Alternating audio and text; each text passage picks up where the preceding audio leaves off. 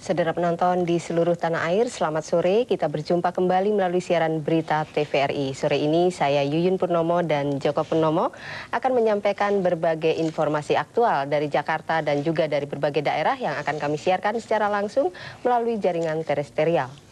Saudara, seperti biasa pada sore ini juga kami suguhkan dialog interaktif yang kali ini akan memperbincangkan masalah kontroversial peranan TNI dan Polri bersama Ketua Umum Gerakan Cinta Negeri Gentari Umar Muhammad Al-Hamid. Namun sebaiknya kita ikuti dahulu cuplikan berita utama televisi Republik Indonesia berikut ini.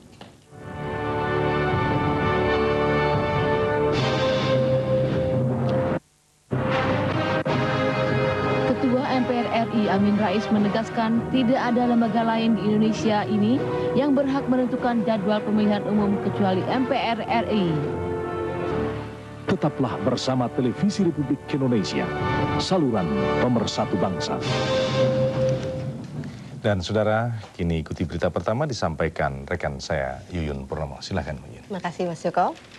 Saudara, Ketua MPR RI Amin Rais menyatakan tidak ada lembaga manapun di Indonesia yang berhak menentukan jadwal pemilihan umum kecuali MPR RI. Menanggapi adanya usulan ataupun rencana percepatan pelaksanaan pemilihan umum yang berkembang selama ini, Ketua MPR RI Amin Rais yang ditemui usai membuka kegiatan Temu Nasional 3 Praksi Utusan Daerah MPR hari ini di Jakarta menjelaskan, selama usulan itu sebagai wacana sah-sah saja. Namun jika rencana itu diwujudkan, kata Amin, sangat bertentangan dengan konstitusi negara. Saudara, kami segera menghubungi rekan Silvi Andriasari dari Televisi Republik Indonesia Stasiun Semarang yang akan melaporkan mengenai penangkapan bandar ekstasi. Silvi, silakan. Ya, terima kasih rekan Joko. Saudara, dari Kota Semarang dilaporkan, jajaran Serso Poltabes Semarang berhasil menangkap Adi Mulyono dan Gede Atiana sebagai bandar dan penyebar obat terlarang ekstasi. Dan saudara, berikut laporan selengkapnya.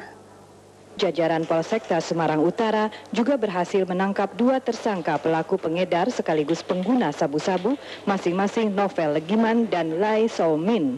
Salah satu tersangka pelaku pengedar sabu-sabu ini mantan petinju nasional pada tahun 1998.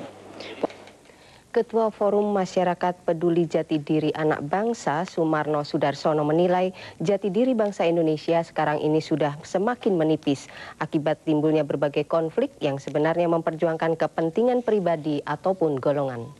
Jati diri merupakan anugerah Tuhan yang akan memberikan pancaran tata nilai dan warna pada sikap ataupun perilaku kita. Sementara konflik fisik yang terjadi di beberapa wilayah di Indonesia telah mencerminkan hilangnya jati diri bangsa Indonesia. Saudara, Reni Hamid dari Televisi Republik Indonesia Stasiun Surabaya segera menyampaikan laporannya. Ren, silakan. Baik, terima kasih Joko dan saudara penonton. Gubernur Jawa Timur akhirnya menyetujui pemberlakuan kembali SK Menaker nomor 150 tahun 2000 tentang pengaturan upah tenaga kerja karena dinilai memenuhi aspirasi kalangan pekerja di Jawa Timur. Surat pemberlakuan kembali SK Menaker nomor 150 tahun 2000 ini dikirim ke Menteri Tenaga Kerja di Jakarta tertanggal 5 Juni tahun 2000 sebagai laporan.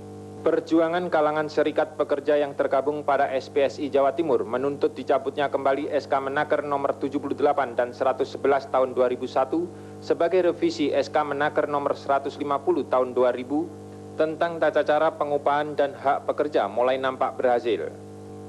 Demikian informasi dari Surabaya dan selanjutnya kami akan kembali ke Jakarta bersama Joko dan Yuyun Purnomo. Ya, terima kasih. Saudara, 6 unit truk Fuso yang mengangkut sekitar 50 meter kubik kayu lapis balau diamankan jajaran Poltabes Banjarmasin, Kalimantan Selatan.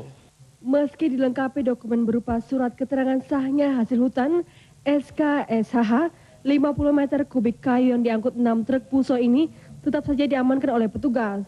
Karena setelah diperiksa petugas, kayu itu bukan kayu meranti yang dimuat sesuai yang tercantum dalam SKSHH, melainkan kayu jenis balau. Kalau subsidi dicabut, rakyat kecil mati angin. Bisa kipas listrik kok minta disubsidi. Yang keringatan dong yang disubsidi. Kipas. Zaman susah, kipasin dong orang yang lebih kecil. Agar kita ini dapat angin toh. Kipas. Panas. Saatnya yang betul-betul tidak mampu disubsidi. Saudara, kita menuju televisi Republik Indonesia stasiun Yogyakarta yang akan menyampaikan berita mengenai tanggapan kenaikan tarif. Dan Saktiono Wahyu Jati dari Yogyakarta akan melaporkannya. Wahyu, silahkan. Terima kasih rekan Joko Purnomo. Saudara pemirsa, masyarakat Yogyakarta hingga saat ini masih merasa resah karena pemerintah belum membatalkan mengenai rencana kenaikan tarif telepon. Padahal kalangan DPR RI telah menyatakan menolak. Nah, saudara, berikut laporannya. Berdasarkan rencana kenaikan tarif telepon yang diatur melalui keputusan Menteri Perhubungan nomor 19 tahun 2001 akan diberlakukan tanggal 10 Juni lusa. Kenaikan sebesar 45,49% ini akan dilaksanakan selama 3 tahun. Saudara, saat ini masih banyak pertanyaan dan perdebatan yang muncul seputar masalah eksistensi TNI dan Polri dalam kancah politik nasional. Kendati telah secara tegas menyatakan untuk tidak ikut terlibat dalam politik praktis, namun masih ada beberapa pandangan dari sejumlah pihak yang menilai TNI dan Polri masih menjadi alat atau perpanjangan tangan dari kekuasaan pemerintah.